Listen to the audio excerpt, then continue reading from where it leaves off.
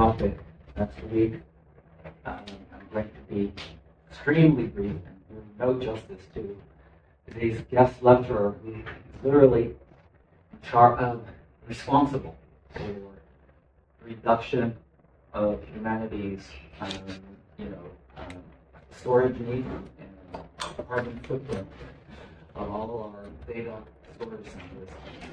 And I think many of you already have a chance to get a bit of an update of who he is, background, to our teaching staff, and otherwise we'll also send you a nice service. But now, I'm just going to hand it over to Yann Collet.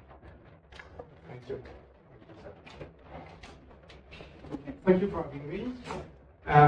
Topic of today, so designing data compression solutions for data centers. So you have already seen quite a few topics on lossless data compression, storage, code. This is not the point of today. We will not see that again. What we will talk about is essentially everything else not directly related to data compression algorithm, which is nonetheless there in any project involving data compression. And if any of you in the future wants to have a successful deployment of your own solution, you will have to get through all the steps. And it's better to get prepared by knowing them. So the topic of today is just that. Let's assume you have a brand new compression algorithm you are very proud of. And you would like to get it deployed in all the data centers across the world. What will it take? What will you need on top of just compression? And so we'll start with triviality. Just know your use case. Okay? What does that mean? It's obvious, but what does that mean? The first thing that comes to mind is respect the access pattern of your consumer or user. What do I mean by that? Let's take an example. I'm doing a backup of a big database. It's a very big blob of bytes that is being transferred from one side of the data center to another side of the data center. A big blob of bytes. That's one access pattern. You don't expect to do anything else than transporting it and storing it. If you need something in the middle of it, you're screwed. So another kind of access pattern is, let's say, a compressed file system. VTFS, ZFS, if you are aware of that, compress your file on the fly on your hard disk. How do they do that? Well, first they know the file system. It's not a big blob. Okay? It's a tree. And these files have a lot of properties, including the size. And when it's a big file, it's not going to be a single blob. It's going to be cut into small chunks, and this chunk will be reordered across the storage system. You don't need to know the detail. But when it comes to data compression, that means you're not compressing a big, you're compressing a lot of little chunks. And that's entirely different. The kind of technique you will use to exploit large blobs are fundamentally different from what you will use for a very small blob. So the access pattern is everything. If you come to your customer and say, okay, I have better compression, but you need to change the way you access your data, that's going to be a hard sell. It's going to take time for them to accept to change their application. Whereas if you fit in the established pattern, it's a much lower bar. So access pattern for me is key. We start from that, and we see what we can do with it. The second property, which is sometimes mentioned, but probably not enough, is speed. Speed can be considered kind of secondary topic. Let's do great compression and let's make it as fast as possible. That's one way of seeing it, but in my experience, that's not the right way of seeing it. Rather, your customer has a speed requirement below which its application doesn't work. And the question is more, what can I do within this requirement? We know speed first, we develop for that speed. We do as best as we can in compression for that logic. That reverse the logic. That reverse what matters the most.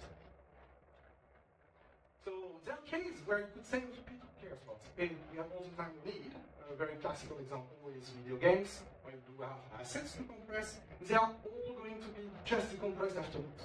You say, I'm going to take a whole day to compress that thing because then all my players around the world, they just decompress it. So I can be very slow. Well, if you know anything about game development, it's kind of rushy at the end. Actually, the game is ready like 6 hours before the time limit. So you need to compress tens of gigabytes of data within an hour. And now it's no longer that slow. So there is absolutely no place I could have another example like that, where it seems that we could be slow, but no. There is always a limit. Know it so that you know how much you can put pressure on the system for compression. If otherwise it doesn't fit the use case, it's useless. And the third requirement, I won't go into detail here, is simply memory. There are algorithms which don't care about memory. If you take Xenix, that's an experimental compressor. It starts by allocating 20 gigabytes and then we'll see what we need. That doesn't work. In data centers, we have tons of threads, hundreds of threads working at the same time, sometimes fibers. So depending on the use case, you need to be extremely restricted. You only have 10 kilobytes, 100 kilobytes, 1 megabyte. It depends. You need to know. The reverse is also true. It would be a pity to not use the widget you have.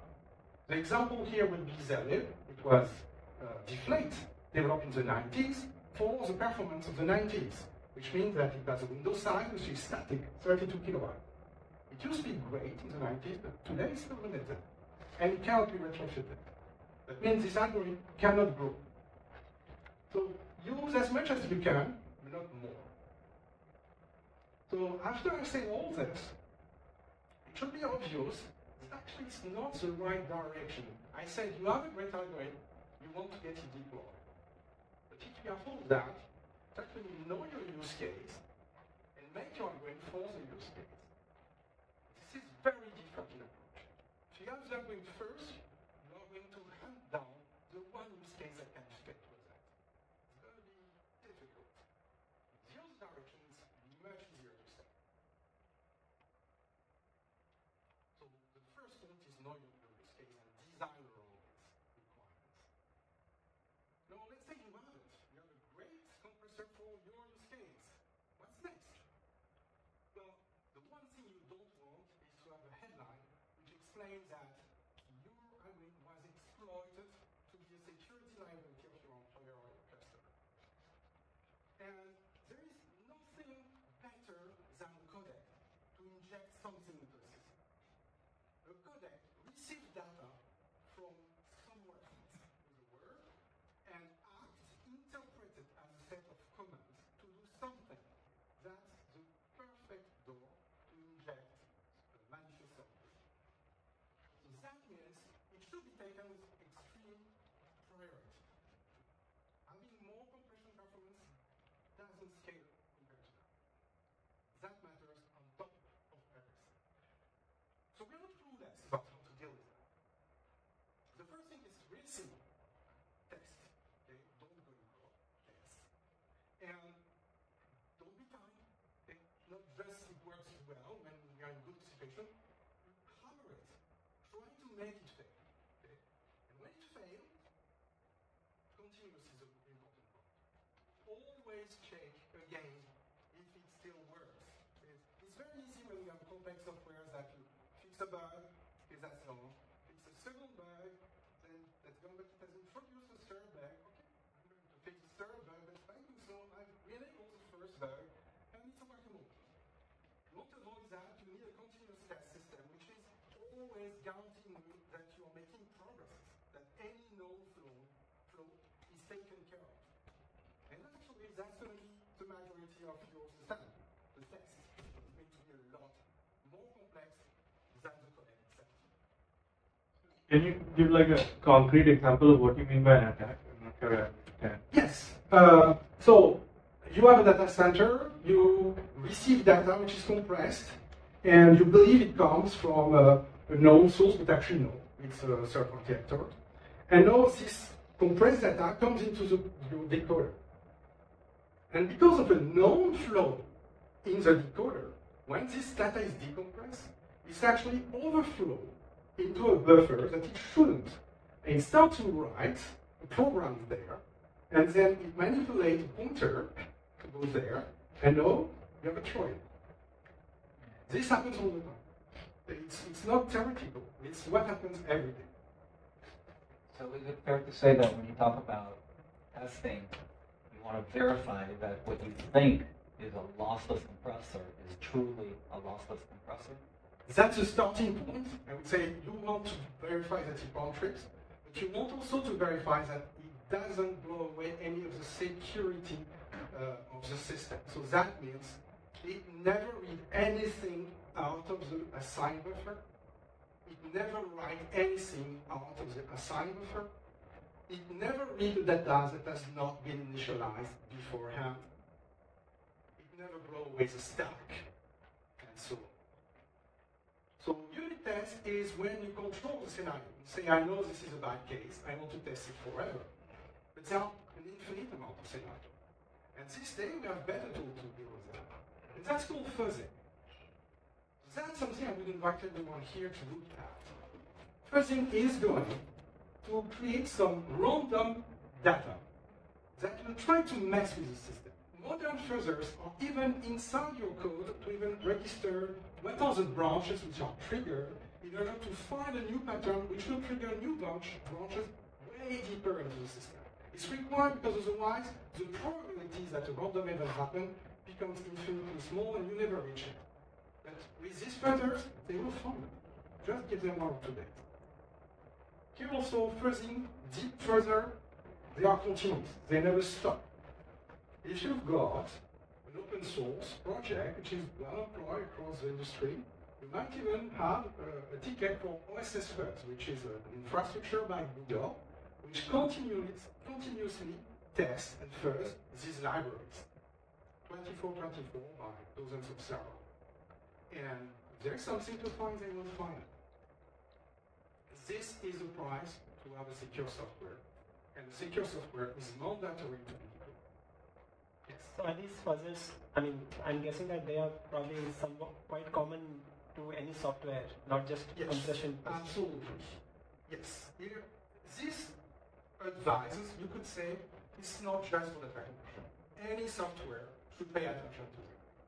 So, the one thing is that compression is also a codec, and that's a major vector of attack. So that's why it's even more important to pay attention to that here rather than a GUI interface. For example, it's less important. Also keep in mind that data compression algorithms tend to be very deep in the software stack. So you will find that essentially everywhere, used by almost every software within the data center. So a flow there has an attack surface which is immense. That's why it matters a lot. Okay, let's say you have tested your software with the best possible practice there is, and you are secure with that. So what comes next? Well, it's time to use it. So it's time to integrate it. How do you do that? So these questions are also not specific to data compression. They just happen to be there and they need answers. How is the compression solution provided? Is that a source code that's going to be compiled? Is the target application? Is that a pre-compiled binary? Is that a CLI? Is that a library? Or is that even a service or a black box that you need to access? There's no one-side answer. It depends, once again, on your use case. If the integration story is not adapted for the use case, it won't go further. So just find the right level for your use case. The second topic here may seem simple. That's API design. So API, application programming interface, that's what your user actually manipulated. It could be a command line, or it could be a C API with symbols. And in this case, what you want is 2 things. A simple story for new users, so that they get to the system, learn how to use it and want more, and progressively discover, unlock new achievements you wish, and get more and more capabilities from the libraries. Too many libraries give you the entire complexity of the system up front. This is a massive step that will dramatically reduce the number of users. So, if you want more users, make the story easy for them. The second point, this one is more difficult to explain, but I will try.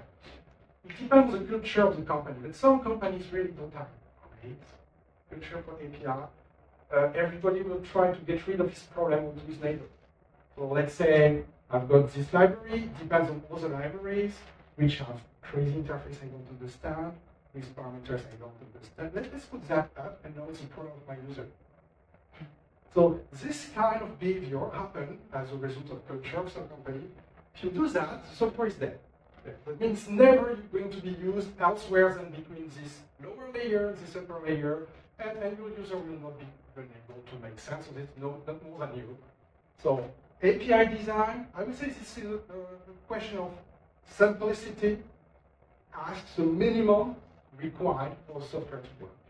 And then open up gradually advanced capabilities, but really gradually, and don't go too deep, because at some point we're just exposing the internals of the software. And once they are exposed, you can never change them. The software can never evolve, because it will no longer respect the interface. The API is this thing that will be the stickiest in the system. You can change something, you can change the format, you probably will not be able to change the API. If you have one or two customers, yes, sure. But as soon as you've got multi customers, no, finish. This thing is sticky. So that's why it matters to have a good API design.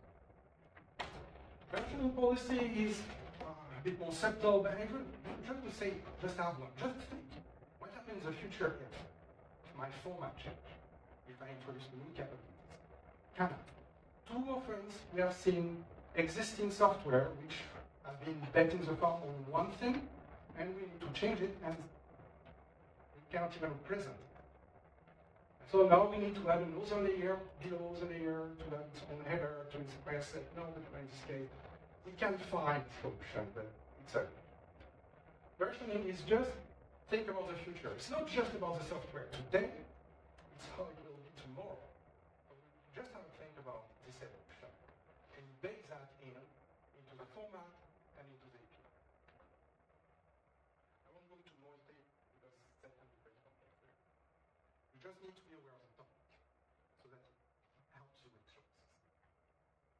Okay. Yes. You said the API design is even more sticky than the format. Yes. Well, yeah. It depends.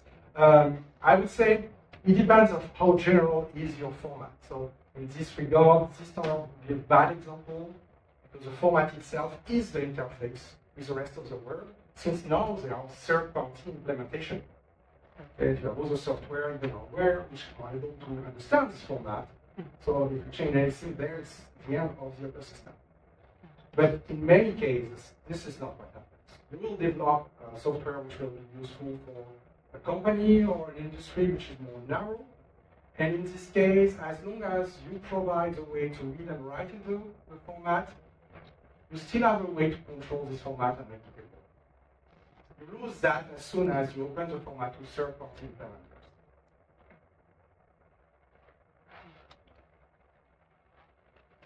Okay, it's ready to integrate it. So what's next? Let's make it run. So what can go wrong? Well, that's a question. What can go wrong and how to be aware of that? So one thing which will be necessary is some monitoring capability. So in all fairness, you don't develop that on your own side. Any data center will have some monitoring capability.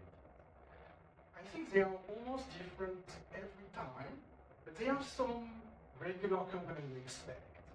You have a place to log events, you have a system to read those events and produce some nice graphical charts, general or more narrow.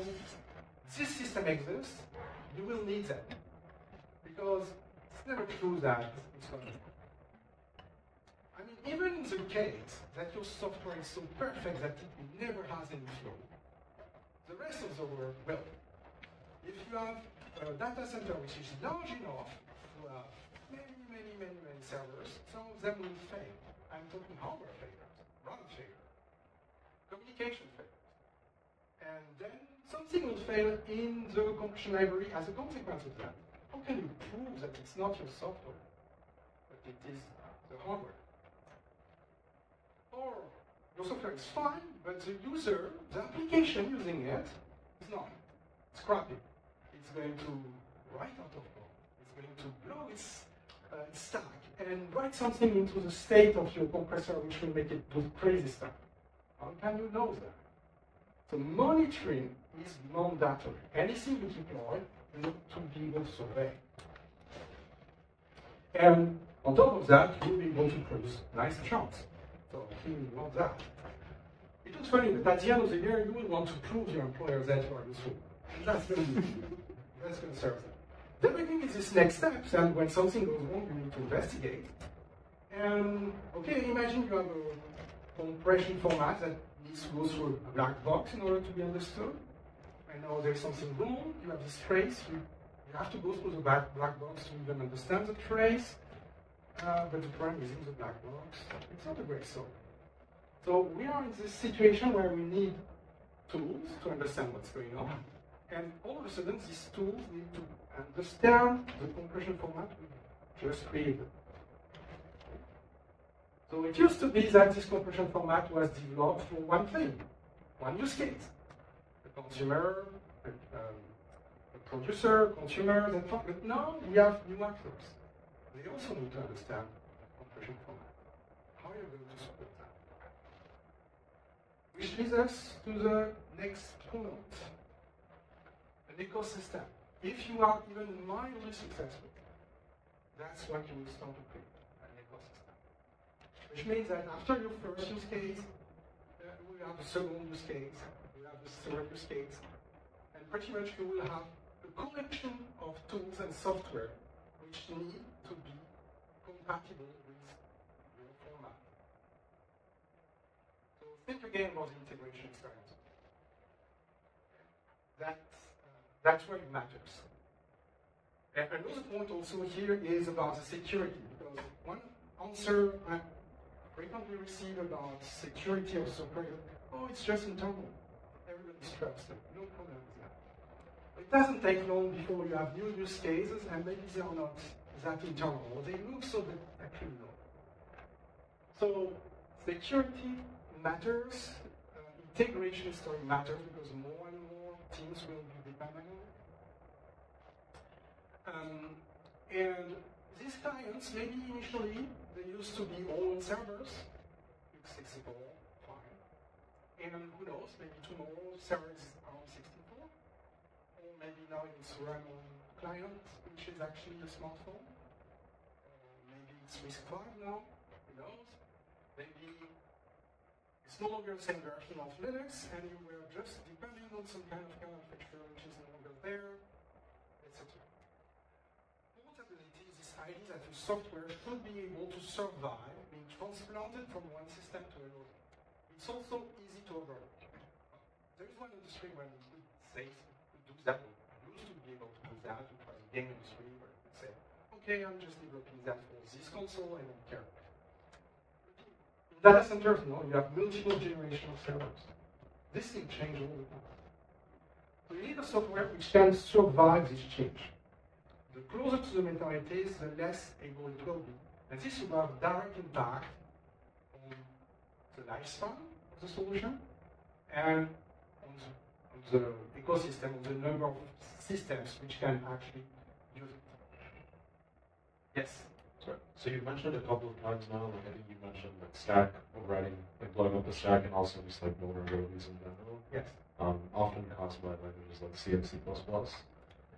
At least the memory vulnerabilities. I mean, the problem of C++ is that it doesn't offer an automatic way to guarantee you these properties when you write the code.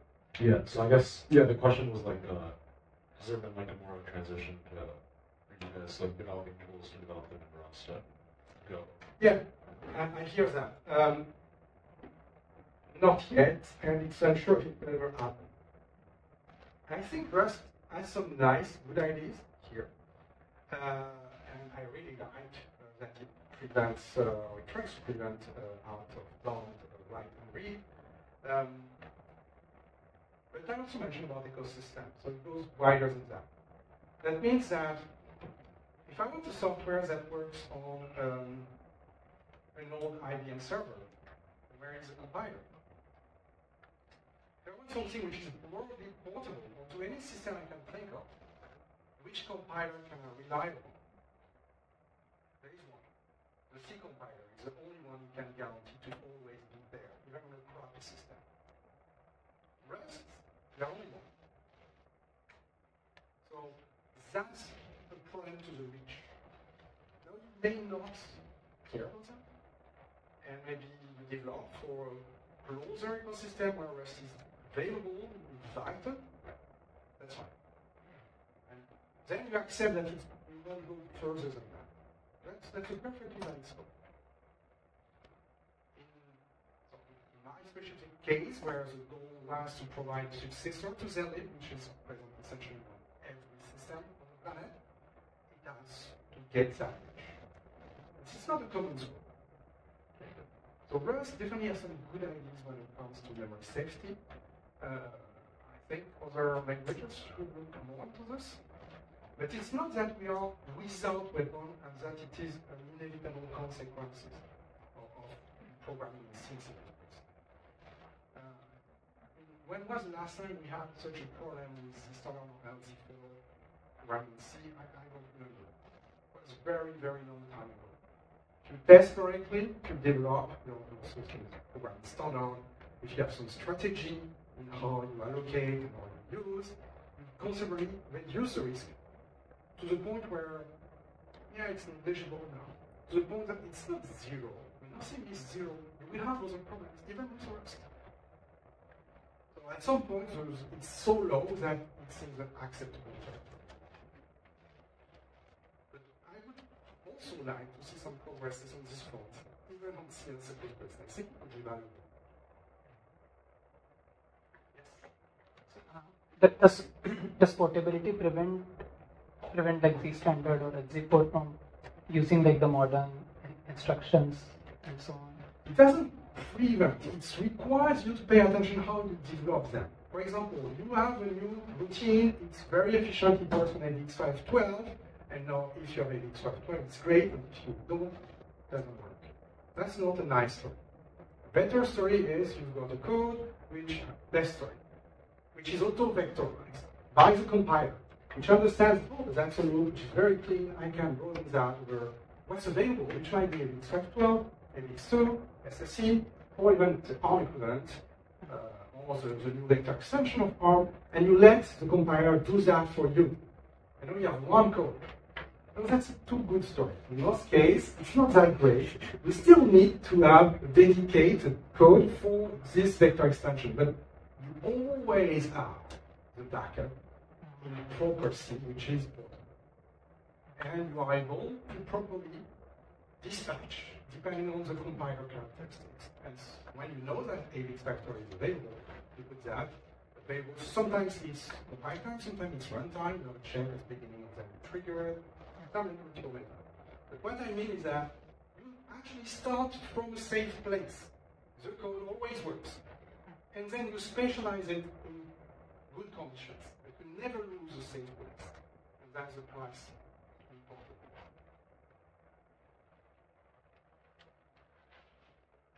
Okay, and then last topic is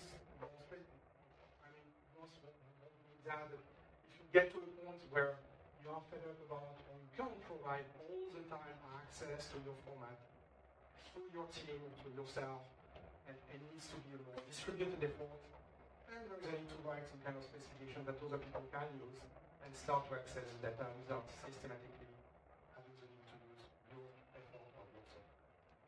That's very advanced. I wouldn't start. Okay, so now you have an ecosystem, multiple applications, use your format, and get success. Can go slip and get to Margarita, and it works well done. But it's actually never finished. Okay? If you've got something in deployment running active, that means that some people are going to stress about that. They are not sure if it will continue to work tomorrow. The point is not that it works today. The point is that it still works tomorrow because something has changed, whatever it is. So the question is more, if there is a problem, who do they call? Can't say, you can call anyone. So if you are employed by a company and your users are in the same company, they have solved this problem by making you their thing. But if not, it's a big stress. In a customer provider situation, customer really must have a great faith that the company is not going to disappear overnight, that the system is still going to run in 5 years from now, even if the server is updated and using new CPU. So the one thing I want to make it clear is that creating an algorithm is not just a one-off thing that we can just run away from. If it is successfully deployed, that means it's constantly being maintained. There is a team in charge of guaranteeing that it still works. Even more than that, guaranteeing that it works even better. To improve, but if there is this little detail that's needed to make it even more comfortable to use, there is a team which can answer that. This topic tends to be the bane of open source projects, especially non-funded.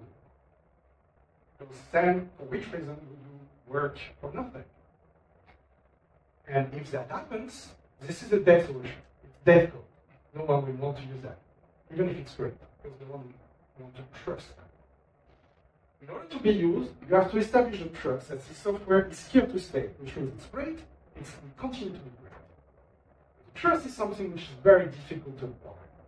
It takes time. Of course, if you come from a great company which makes a great statement, it helps. But even that is not enough. You will probably need some years to prove that it's really here to stay. So that's a lot of topics. Very few of them are about data compression itself. It's about all the support and precaution you take around the software to make it acceptable to industry players. So what have we learned from that?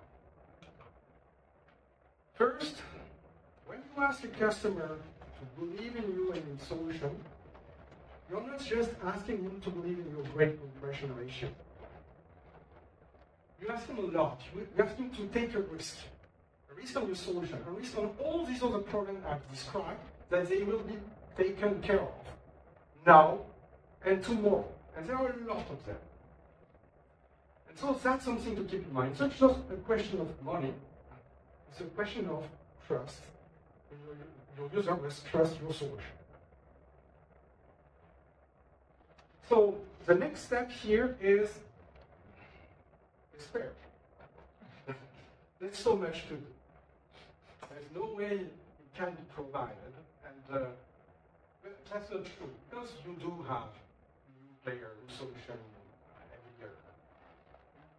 The one thing to keep in mind is that to be worth the cost, you cannot come with a slightly better solution, like I've modified L10, it's 2% better now. Who cares? You need to be dramatically better at something, not just 10%, really way better at something. What is this something? Depends. Maybe it's just speed, just decompression speed, maybe it's a specific access pattern, which is difficult to support by other systems. It's this one thing that matters, and they are willing to take all the risk. You come with, they take a bet on. So that's one thing. We need to be very good at one thing.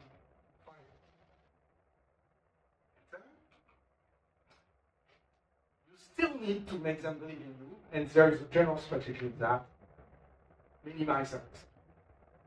So that means that you don't have to do everything else. If there are already components which are proven, which are reliable, that people trust implicitly, use that to reduce the surface you are providing. The smaller it is, and the smallest is this maintenance risk and burden, and so it is easier for the customer to access this burden. So it's a combination. You need great value and small risk surface. And that's really one of the safest ways to have a successful deployment. The data center from changing. So that concludes this presentation. I hope you learned a few things of that. And since we have time, I will gladly answer the question.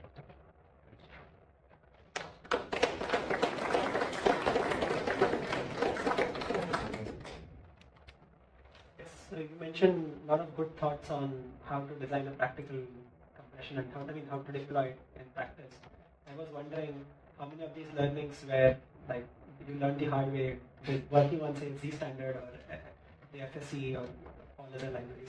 I actually learned most of them with L10. You could say L10 was the test ground for this startup. And that's probably one of the reasons why this startup had a great start, because it was implicit that a lot of the learning from L10 was right there. Yes, it takes some time. I mean, there are a ton of things that looks absolutely frivolous and uninteresting at the beginning, and it takes time to adjust them and say, no, that's important. It's that little thing like reading a few bytes out of bone, who cares? I don't, it doesn't crash in my computer. It is extremely important for the user. It takes time to accept that. It's even more difficult if you're not paid for it, or if you're an amateur working on your own computer, then accepting that there's a problem on the software platform you will never access in your lifetime can be difficult. But that's the price of having something which is well deployed and trusted. That means that their concern are taken care of. I know there is a certain brand associated with that. So yes, L10 was the experience by far, and this summer was a lot smoother. Yes. I'm curious, how do you get started? You have some idea, you do one thing better than a compressor on the market. You said yourself, depression sets in. It's like, where do you begin? So, like, where did you begin? So, my experience, I wouldn't consider it to be something to be replicated. There's a lot of luck involved too. So, keep that in mind. Success is not just work, it's also luck. It's a combination of two. If you don't have work, you don't work, is it?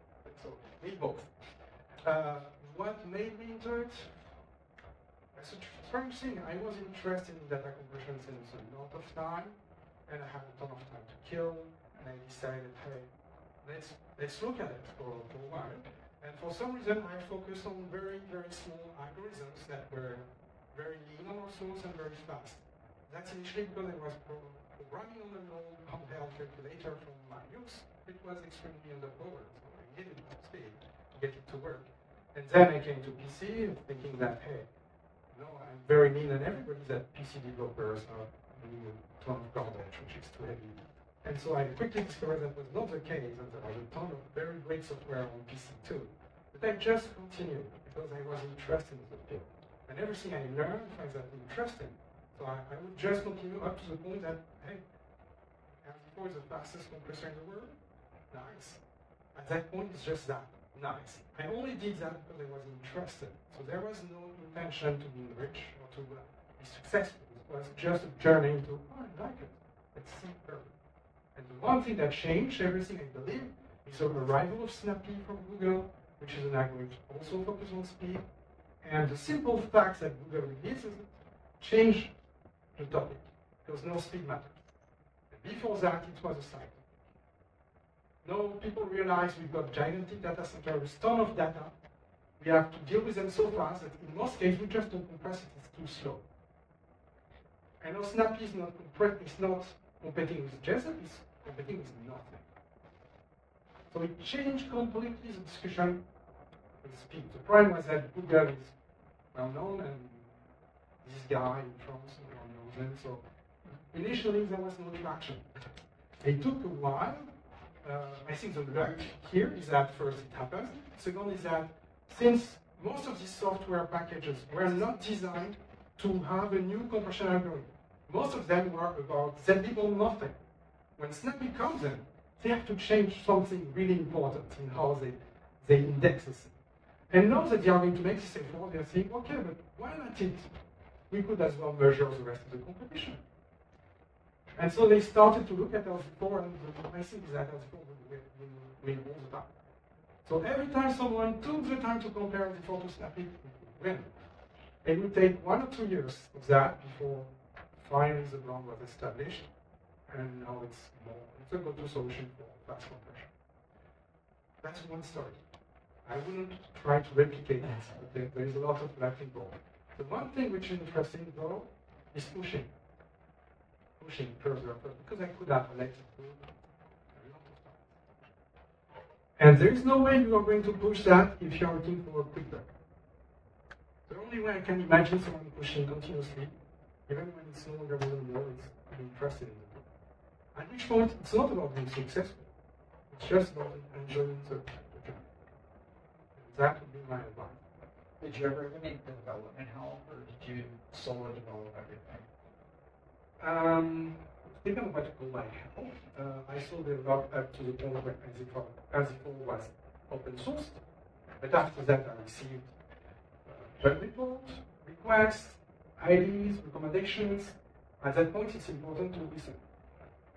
And I think that's very important, actually. If you are an open mind and accept all these lessons, you will improve considerably. I mentioned it's very easy to just look at stuff and say, I don't care about the problem. So that makes a ton of difference, actually.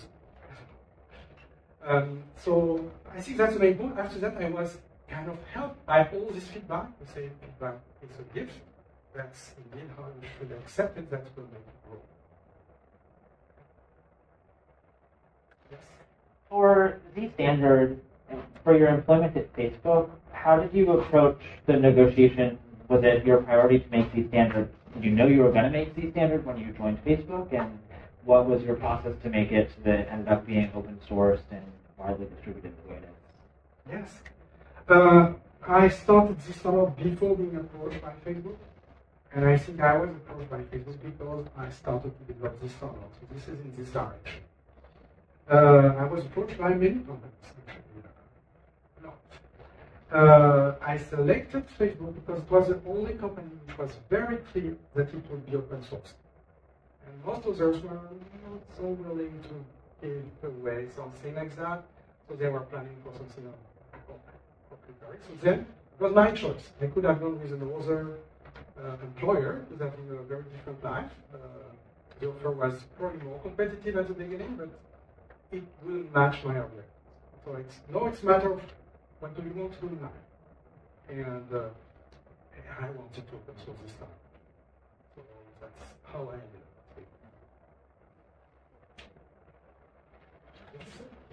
Yes? So will the customer always know their use case? At the beginning you said the customer needs to know, but maybe the customer just says, like, oh, I just want to move very fast. Is there any way you can help tease out exactly what their use case is? So are you asking for an example or for a general strategy of negotiation? Or no, I guess, is it a case where the customer does not know their use case? Or will the customer always come to you saying, like, I know exactly what I need? No, generally, nothing is perfect. It's not that they don't know anything, it's also not that they know everything. There's something in between, and we have to talk together to discover the edges and where that work and not. It's very common to find along the way something which is really problematic and needs some special attention, or even give up the project altogether. And it's important to be prepared to that. You don't have to be all in on just one direction. There are many use cases out there. Some are better, easier to serve than others. So if you have the choice, the time anyway, you need to focus on what you can do. But indeed, there is a need to really look with the customer at their needs. Sometimes they are not so clear or they even change. It starts with one hypothesis and then the format is different now, or the database has changed, or something important has changed, but it still fits. Depends. And so I'm sorry, there is no single answer to that. Just remain open, but it is negotiation, it's changing all the time. We need to listen and to ask. At some point, if they agree on everything, everybody agreed with everything, and it still doesn't work at the end, we may have something. So talking specifically about the standard, I mean, we all know that we discussed this briefly in the last class, that it's something which is currently being widely deployed at quite a few places. Do you still think that, I mean, what are the current issues in, I mean, getting it to fully replace zlib? I mean, I know that it is beating zlib in a way on most of the parameters, except memory usage probably. But I wouldn't make that an objective. I think that we still here to stay for multiple decades. If only because, remember when I mentioned the interfacing is the last thing to make the most stickiest? Well, that's not a ton of applications only understand deflate and will not understand anything else because they will not be updated. So I would expect them to remain here for multiple decades. And there is no objective to, it's not a hunt. That's fine. That's totally fine. Generally, when it's possible to replace, so the developer somewhere is capable, willing to replace the lib by something else, that's when it happens. In general, this standard offers very better performance. So you could say that it's even more at ease when you do have modern CPU, out of order CPU, generous amount of memory in the megabytes range, huge, but that's still a lot than a few kilobytes. That's territory where it's easier. When we go down in capabilities, both CPU and memory-wise, the difference narrows. At some point, you could wonder, well, okay, it's a bit better, but worth it. Is this 3% really worth it? And that's why I don't expect this one to entirely replace the lib all over the planet. Just not even a goal. But these days, in data centers, there's a pretty clear trend, not just in Facebook data centers. We're aware of usage of this standard across the industry, even in other countries. I would say that's the most common choice as a state for data center solution. That's good enough? Thanks. Yes. I was just wondering, like, when this was deployed, I'm sure there were, like, as you mentioned, some bugs. Was there ever a situation where, like, somebody using it kind of lost data forever? And how did you feel? So you would be surprised that there was not so many bugs. Actually, we had once a bug, and indeed, data corruption is the worst you can do because it's silent, and you only realize that when it's too late. And so we had once a bug which would affect very, very large file, more than 4 gigabytes. And it was something very complex to explain, but let's say that was the core of the problem. How do we test that? Because you can test small inputs and you can have millions of tests on that, but huge inputs, by definition, you're not going to have a lot of tests with them because it's slow. So he had a lot of test coverage at this range, and it results in you had one chance in 1 million to have a corruption bug for 5 larger than 4 gigabytes, and it lasted 2 months, something like that. So the thing is that at the scale of Facebook, it happens. If it was at the scale smaller than that, we would not have noticed anything. Maybe we would have one corruption and would have confused that for some kind of hardware error. But because of the scale of Facebook, it was not 1 error, it was more like 10. Still very low, almost competitive with hardware, but uncomfortably close to hardware. So we checked, and there was a bug. And that's it. The number of bugs in this standard has been very low throughout this development. I would attribute that to a huge focus on that. Absolutely huge focus since its development. We haven't waited for problems to happen to start thinking about that. First thing was part of the development process in the first 6 months. So we're kind of at the best of what the technology can do back then.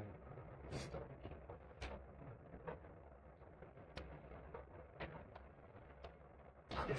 So you mentioned something right now about one chance in a million. Yeah. Is that based on any sort of probabilistic modeling that you're doing? It's based on monitoring. So empirically. Yes. Yes. So we know we have a metric. We can tell how many of such law that we created during this period and how many errors we have noticed.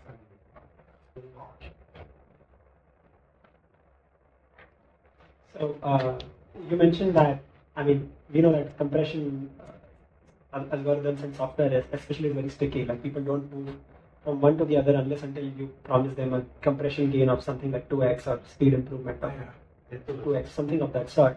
So considering that in mind, it's probably even more important on what problem you choose to work on, like for compression. So I have two questions on that. One is that how did you decide on, say, working on improving ZLib? Or I mean, I'm not sure if it was a conscious decision or you just worked on it and eventually it became much faster. And secondly, what are the problems currently you're excited about which you think are like will lead to a significant improvement in compression? I mean, which are probably problems worth tackling right now? So why not just improving them? So first thing is that it's actually difficult to improve an existing software, which is a pretty big code base. So it's possible to make a few percent here and there, but I'm not that clever to refactor everything. So it was actually easier to start from scratch. But there were also some core decisions on the format, the specification, that could not be changed. So I think I do have a spare slide for that. Later on. Why was this standard developed instead of improving them? So this is more about some lower level stuff, but the higher level, I just mentioned the limit of the lib is 32 kilobytes. So we can never do better than that. In contrast, these standards allow almost effectively unlimited window size. If we want to, that's not necessarily the case. Also, the case you are fine with 1 megabyte, but if we want to, we can have multiple gigabytes. So we have broken this limit, and therefore opening the perspective of much better compression ratio, which will always be achievable by 7. So that's one reason.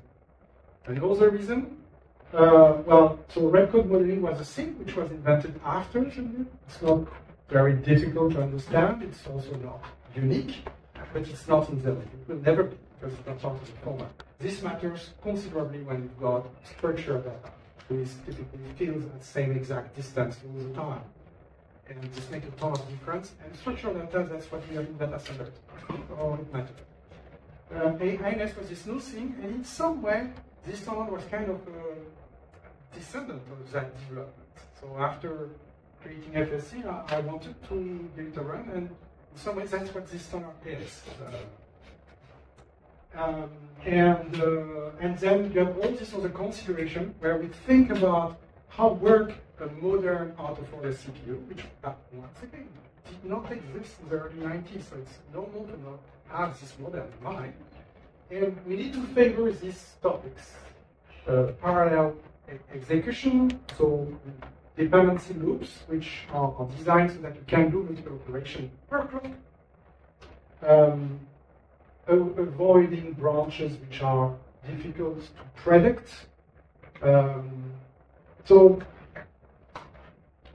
There are some design choices here that you cannot change after the fact once they are present in the format.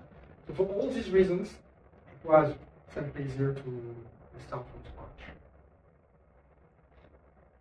Can you explain that part again? So you said like in ZLib we can't go beyond 32 kilobyte, whereas in Z standard potentially we can even go to gigabytes. Yes. Yes. Window size. So that's just like in ZLib you can't even. It's hard coded in some way. Yes, it's hard code. So window size is hard code. So it's 32 kilobytes, nothing more. You can use less if you wish, but you cannot use more. Yes. I just wanted to rephrase Peter's question about what you're excited about. Sorry. True. Yes, I think there is still a lot of opportunity in this domain. The thing is that it's going to be more specific.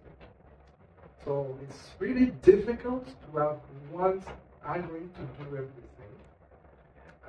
Even imagining something like that, you have a problem of search space. Meaning that you are in front of a problem, you don't know what is this problem, now you have to analyze a ton of possibilities. This is energy. So the topic of energy matters in data center. You are not going to spend a ton of energy like Celix to get the best possible model. You don't have the time. So because of that, we have to narrow the topic and to specialize it. And when we get to do something specialized, we can definitely do a lot better, both in compression ratio and speed. Of course, it makes the topic more narrow. I think there is a lot in this domain, and I will explain a large explosion of these topics in the years. So by more narrow, you mean getting more specific about data type? Yes. Yes. So actually, a follow-up on that. So, like, there are many new data modalities coming up now, and in your experience, you have developed like many practical compressors over the years. Is also wondering like if there's a push towards like more modularization even, and like ways to like reutilize like a lot of these developments which have happened in the past to something which might come out in research, and we might want to make it practical eventually. Yes. But I think it will happen. It will effectively be time to this topic because it's too wasteful to restart from scratch every time. So there is a need for some kind of baseline. And this will happen, but we are guessing. Okay? So I'm betting it will happen before the end of the decade, but it's not going to happen tomorrow. It will take some time to build up. But I would expect so. Definitely. And in which case there will be a need for people who know how to impose this stuff. Yes. So, just talking about future direction, like, do hardware accelerators excite you in any way to like kind of almost get things done at line speed to designing work? I think it's an interesting next step. It's not a very important one because, well, you can do a lot with software. We have seen a big factor in improvement of performance in the last few years, but at some point we reach some kind of plateau. So hardware is able to give us another order of magnitude, both in speed and energy. I think energy is more. So I would expect hardware to become more important as data compression becomes. But it's only starting these days. It's not that you couldn't find an hardware accelerator in the past. It exists since more than 10 years, but it's barely used. My feeling is that they are going to use more in the years to come in data centers that will bootstrap this discussion. Because the big problem of the hardware is you cannot refactor it once it's deployed. So you better make some safe choices. And how do you still preserve some flexibility around it? So it's a big discussion. It's not easy. But this is also something I would expect to happen over the long term. Okay, we are talking 10 years from now. I would expect this topic to be in pretty good shape, but it will take that much time to run. Imagine even on more common topics like just doing a general CPU for which you have decades of experience. You start now, and you will tap out your income in 4 years from now, and maybe it will be general available in 6 years from now, and that's not a new topic. So we have to be modest and progressive in these topics, but I expect them to indeed happen. And an order of magnitude of better energy efficiency, that's certainly worth it. Again, I believe it will.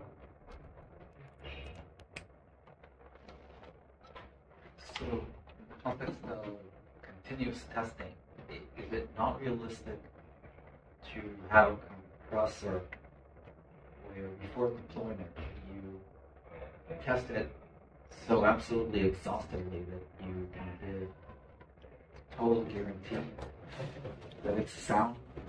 No, that's not reasonable. You can never prove negative. So one thing I think which you could prove is that the compressor is really immune to attacks. Whereas it's a lot more difficult for the decompressor. So it depends, of course, of the algorithm, of the specificity of the algorithm. Anything LZ based, I think you can prove it. You can actually prove that the compressor is immune. You can never make it do something weird. But the decoder is a lot more difficult. Because by the nature of it, you are allowing an external actor to manipulate a pointer to copy memory around. You know, depending on the setup of the buffers, it can be more or less dangerous. So, of course, for such an attack to succeed, someone needs a lot of knowledge. The algorithm, but also the specificity of how it's employed, what is the interface. But yes, big attacks, they know all that. They get access to all that. So decoder, that's the hard point. You cannot prove it, I think, but you can test it so hard that it's really difficult to imagine a way, and I would feel very confident deploying that stuff. So that's more or less the way I see today the standard analysis. For the real difficulty is that you typically have multiple ways to enter into the system. You have a basic decompression function, then you have an advanced, and then a very advanced with multiple parameters, and then a weird use case. And these use cases are difficult because you need a test for each one of them. And so it could happen that one of the borderline use case wasn't tested as thoroughly as all the other ones. And even though it reused 99% of the same path and same code, this little difference might be where the bug is. Because that's where I would be concerned. But for the base decoder interface, I think we can test it so well that a lot of other problems will happen before this. The compressor, yes, you can probably prove it, but that's a bigger problem.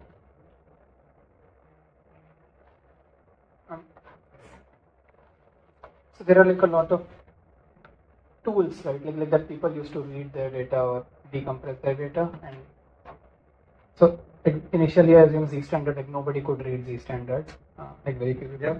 They could obviously like download it from GitHub and make it, but like generally, even today, like Linux doesn't come shipped with Z, like at least most of the Linux. It depends. Yeah, but like it's still not like as ubiquitous as gzip, for example. Yeah, it takes time. I mean, it's a few years so that every new Linux kernel comes with this kernel. And in terms of distribution, it depends, but the majority and the most important one also ship with this kernel today. But if you come back with no distribution, which is possible because in data centers you also have all the system layer on, probably don't have this kernel if they are more than 5 over. So you still are in this situation that the absolute guarantee is that this one is going to be present, no matter what. This kernel, likely, but yeah, it needs to be a bit more than. So did you like, in terms of approach, did you run after these people, like asking them to include Z standard in their tooling or on their systems? Or is it more of a thing that Z standard, so many people started using it that everybody felt that we should support it? Like, what was the... Yeah, that's not my experience of the open source community. I don't go to Ubuntu or Linux and ask them that. They decide. They decide that it's good for them to include it. So why? So once again, I think it's also a matter of brand. I think myself surprised by the speed at which this standard was adopted across the industry, because it was V1.0 in September 2016, and I would say by February of the next year, so 6 months later, all the big distribution had this standard included. So that's pretty fast. I would assume that this comes from LZ4. Most of these people already knew LZ4, which was there for 5-6 years, and so there is a kind of tendency to, well, perhaps that worked once, it will work this time. Plus the value was clear. The message was clear, I think it also mattered. Basically get the same or better than they did, always at better performance. There's no trade-off, no works in price, which is a harder sell. So I think the clarity of the message and maybe the establishment of a previous experience make it an easier cell, but I don't go to ask them something. They decide, and yes, the answer from the committee was really awesome. And you mentioned earlier that like zlib had a fixed window, like they couldn't increase it further. Yeah. So how have you like tried to make sure that Z standard doesn't run into the same issues? Like 10 years from now, you want to add something, Yeah. or do you already have some like very strict boundaries that because you have a format that's essentially limited. It's essentially limited. That doesn't even use that. But our own recommendation is 8 megabytes. Right. But if someone needs 2 petabytes, that's possible. It's just we don't see a lot of use cases where that's useful. But that's not the question of the format; it's a question of the implementation. But beyond window size, like more generally, like I assume when you fix a format, you have to fix like certain things about it, right? Like how have you tried to like maintain as much flexibility as possible while still like? Yeah, it's a form of reason. Once the format is completely stable, you can never change that single bit. So then you have to live with it. You have to accept the restriction and not say, oh, I could do that a bit better. Not right. So there's a bit of stress at the moment you say, okay, we will go with that. And of course, in retrospect today, there are a lot of little details that I would probably do different. And none of these details would really change the species a lot, but they would help. But it takes the experience to know that. So it's also not possible for me to imagine having this experience beforehand.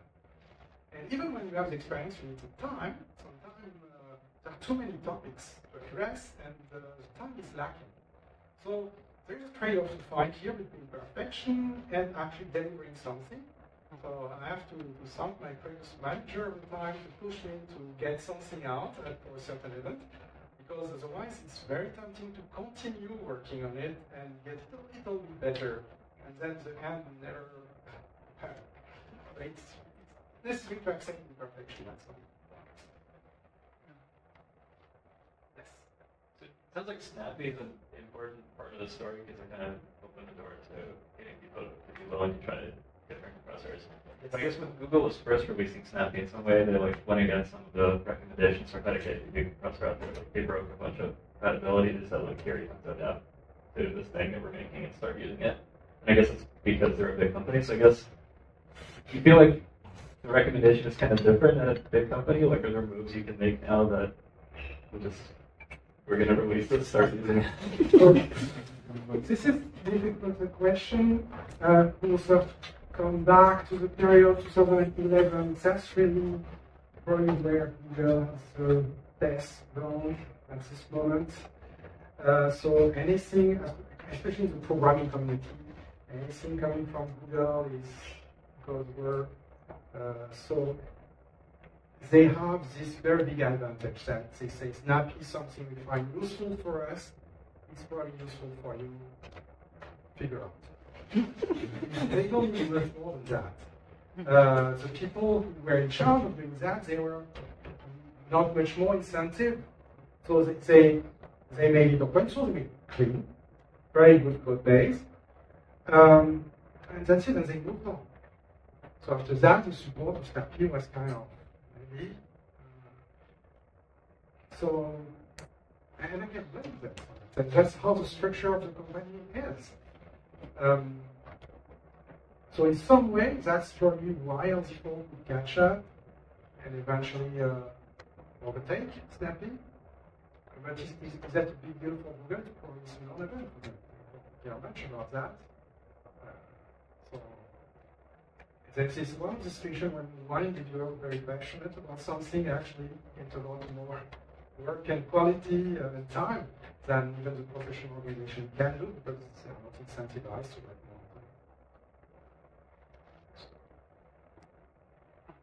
more. I would love to see your slide, I think, before this, the speed.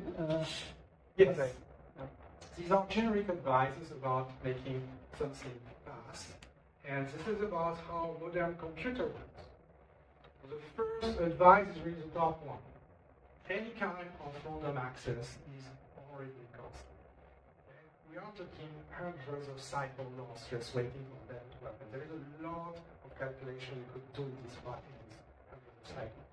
Especially these days where you can do multiple calculations per cycle. So we are losing easily more than 1,000 operations there just waiting for data. So that's really the first thing, limit the number of random access as you can. When you cannot, try to keep that into cache so that it's smaller. The prime is accessing the RAM, but the cache is much faster. L1 cache is fine. You're going to wait 3 cycles, that's fine. L2 cache is still okay. You're going to wait, depends, dozen cycles, 10, something like that. That's still fine. L3, you start to feel the pain. That's 50, 70, 80, depending on the architecture. And RAM is extremely costly. So avoid that, but sometimes you can't. I mean, it's not a matter of preventing that from happening. It will happen. But make that as low as possible. Second thing is unpredictable branch. That's also new. Compared to the CPUs of the 90s. The thing is, anytime there is a branch, the CPU has to guess which is going to be the next instruction. And if it was waiting for the result of the test to start the next instruction, we would have really crappy computers today. The main reason they are so fast is that they bet. They say, run this one. And they start running the branch even before knowing if it was correct or not. And if the bet is correct, then that's fine. You have a very streamlined pipeline. But if it is false, they have to cancel everything they have done so far, flush the pipeline and come back. So that's a big cost. How much is the cost? Well, actually, it's less costly than RAM latency. So that's where it comes second. The cost depends on the architecture, but I would consider it comparable to something between L2 and L3 cache. I think it's even less costly than L3 cache, but more than L2, somewhere there. So that still matters.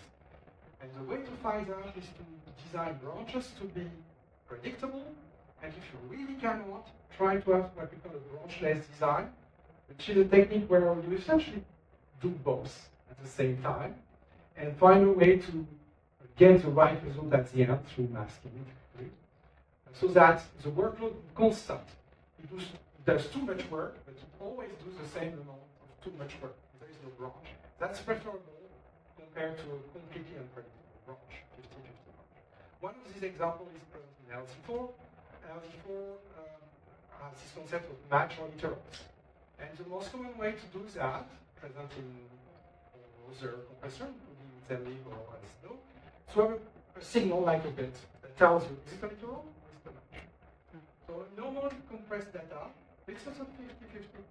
Maybe sometimes it's a literal, maybe sometimes it's a match. So you have your unpredictable branch like that. And in L04, instead have a run length, which means that after a match, I always have a run length of literal. Always. And after my run length of literal, I always have a match. Always. So the loop is very streamlined. Now maybe I have 0 literals. Okay. But from a CPU perspective, it's going to do some useless work. It's going to copy 0 bytes, which is still an error. But because of that, the branch is not predictable. And that makes the system bad. And the last one is really difficult. It's to break the dependency chain so that you are not waiting for one result to do the next one. And that requires some thinking. How you can have multiple calculations in flight which do not depend on each other so that you can have multiple execution units busy at the same time. And that requires some thinking, but that's the reason why I developed MSC first and multi-stream Fman after. Because that's the way to break the dependency and to have all the execution units busy at the same time. And now we have 3 to 4 execution per clock. So that's a real multiplier of performance. But it's very advanced. Yes? Hi. So this is not a question. I'm working with Yann. I just wanted to add that one of the reasons that security is a big issue and something that Yann puts focus on is that we said speed is important, but when you're working at these kinds of speeds where you're basically executing like 4 to 5 operations per cycle on the CPU, and you're not really allowed to have branches, that's when security becomes harder. Because then you can't just check for out-of-bounds access on every read. You actually need to think about what are the guarantees that you've got, how many times can I run this loop safely, because before I need to go into slower executing code, maybe I can do something smart to know that I'm not going out of bounds. Maybe it's okay to read something that's uninitialized as long as I know that it's within the bounds of accesses where no one else can put in data, or it cannot affect my other workflows. And this is where things get complex. Like it's easy, I would say it's easy to get something to run quickly. It's harder to get something to run quickly and be secure at the same time. This is a learning process, obviously. It's some time to get there. But in this process, always put secure first. That's more important. Yes? Probably a very stupid question. With all this talk about for CPUs and stuff, did the Spectre meltdown exploit that any time? So we are not directly affected by that. I would expect performance to be impacted there, but I couldn't tell you by how much. I think the problem is mostly at the boundary between the kernel space and the Google space, and by default, we don't cross that boundary. This is a problem for the CPU manufacturers. This is a problem for the kernel developers. It's not that much of a problem here for the Yes.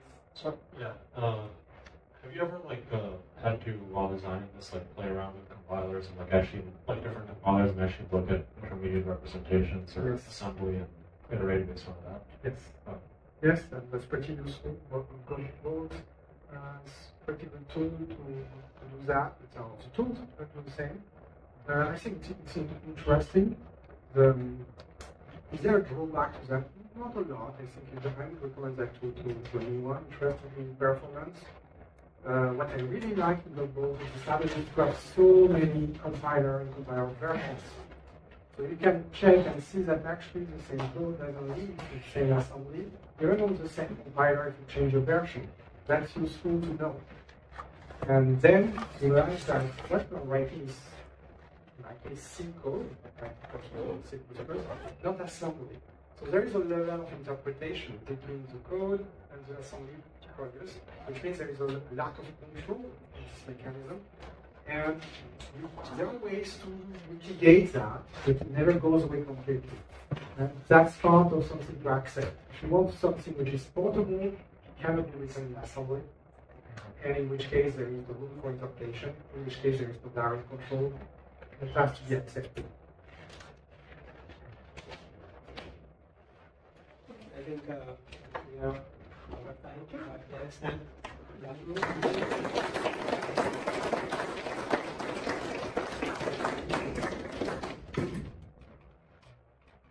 Finally, just a few announcements. So, the teaching staff will be outside on this day.